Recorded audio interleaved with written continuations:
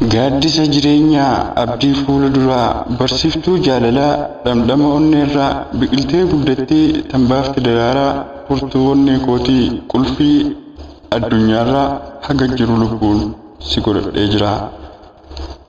Kaleetii lamaan isii mirgaaf bitaa irra dhaabbattee hafuura fudhattaa achirraa barartee tiruurra qubattaa sodaa takka malee bashannantee galtaa.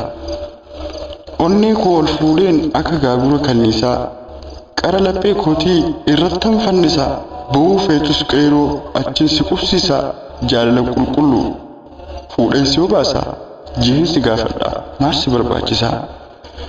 Miidhagni koosumaa onnee koof sooranni kolfii naaf tabaddoo akka ilmoo qananii dawaa dhibee kootii siitu naaf kiniinii wallaanee dadhabee ispeeshaal doktoroonni dhukkuba koo fayyee ansi argannaanii.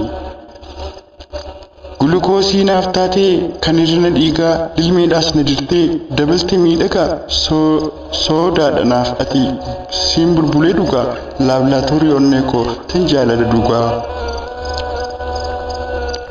Suuta na tirsitaa moggaa lameen qabdee jettiin na gaafattaa obsaanii dadhabdee jaalaltiin siif qabu onnee irraa maddee tiyya ta'uu kan keef ani hedduu gammadee. Miira gammachuutiin tan simattu namaa waaqayyo siif laatee kabajaaf namummaa si wajjin jiraachuuf ani haga dhumaa shakkii takka malee siin jaaladha dhugumaa. I love you.